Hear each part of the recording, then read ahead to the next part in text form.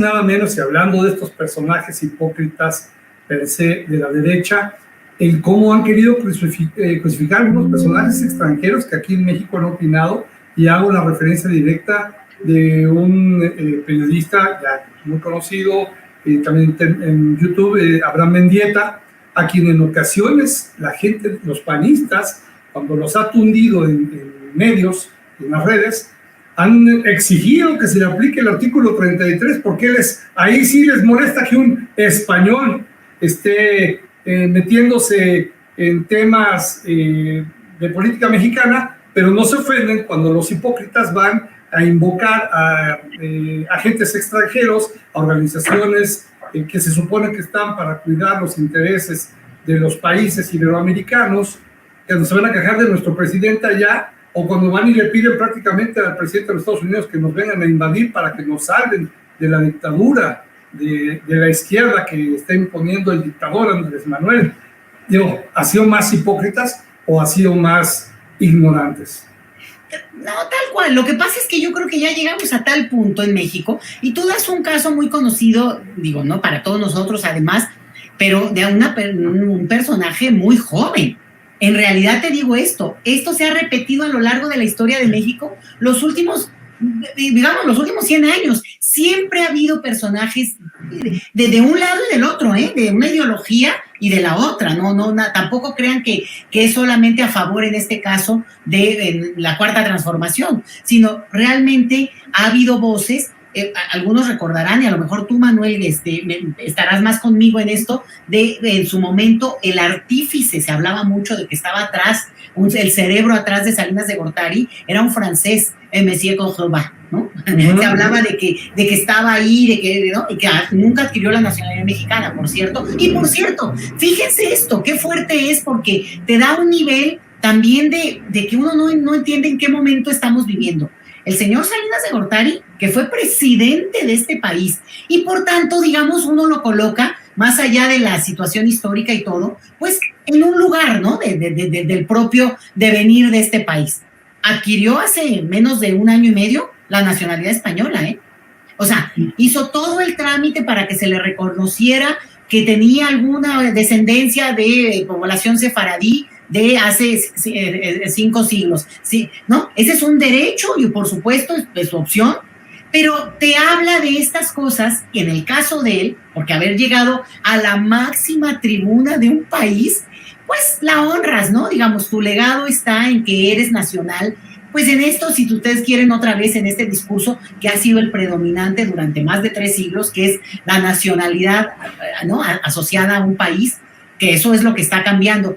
Entonces, de estos personajes, pues no se esperaría eso, no, ni lo duden que esté tramitando la otra nacionalidad, Salinas de Gortari. En su momento quiso usar su nacionalidad alemana, el señor Lozoya, para tratar de evadir la ley.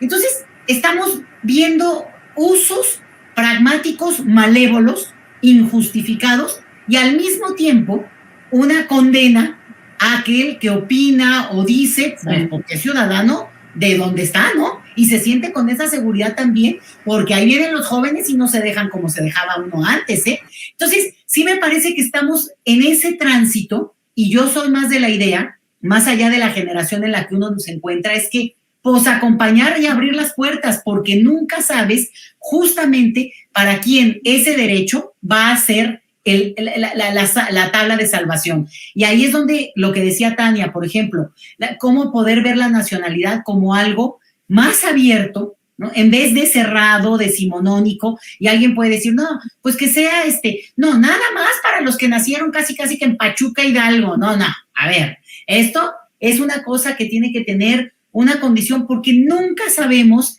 qué hijo de ustedes, qué hijo mío, qué nieto o bisnieto, en algún momento esa podría ser una condición que quisiera, que necesitara, que pudiera simplemente ser su referente. Y por tanto, a más derechos, más opciones. No la quiero yo, no la quieres tú, está bien. Pero avanzar en eso no tiene que ser individualizado, y ese es parte del problema, que a veces el debate sobre los derechos se piensa mucho en función de uno, ¿no? No, pues no, ¿por qué va a tener ese derecho si no? A ver, no es individual, es pensando en una proyección de una nación. Y por eso, pues efectivamente, ahorita le pegan al pobre de Abraham Mendieta, pero bueno, que no se deja para nada tampoco, ¿verdad? Pero la otra parte es cómo tiene otro correlato, y es, tú lo dijiste, una oposición en el caso mexicano que a la primera de cambio va al Congreso Europeo, ¿no? ¿Cómo le digo? El Parlamento Europeo, a entregarle su majestad el rey, discúlpenos ante la humanidad porque nuestro presidente dijo algo. O sea, hay una cosa, les digo, como que que no acaban de ubicar. Quieren avanzar en términos planetarios y por tanto la orquesta mundial es parte de este debate, o nos quedamos en esto decimonónico que no lo vamos a permitir. Pero tú le atinas, Tania. Si están discutiendo hoy por hoy en Suiza, por ejemplo, este tipo de reconocimiento, es porque además es un país con un porcentaje de población extranjera muy elevado. México tiene un porcentaje de población extranjera muy pequeño, muy bajo, residiendo en nuestro territorio respecto a prácticamente el resto de los países, incluso de América Latina, ¿eh? Entonces, la realidad es que esto va a ir cambiando y nosotros tenemos la oportunidad histórica de introducir estos cambios, pero sobre todo, educarnos en esos cambios. No basta la ley. La ley ahí está. Empezamos con eso, con el tema del artículo 32, del derecho a la nacionalidad de hijos e hijos de mexicanos nacidos en el extranjero. Y de facto hay muchos niños en este país que regresaron al país de sus padres y por tanto su país, que porque no pueden arreglar que el acta de nacimiento, que la CUR, que no pueden arreglar eso, pues entonces no pueden acreditar la educación, entonces no pueden tener un documento, además de que, ojo, en México no hay un documento de identidad jurídica universal.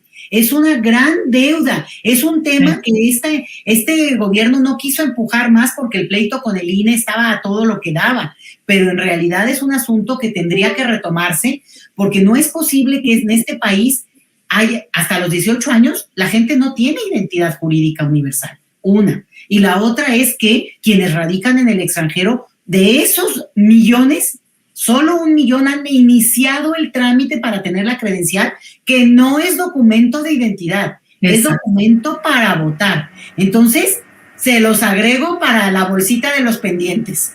Que nada más por decir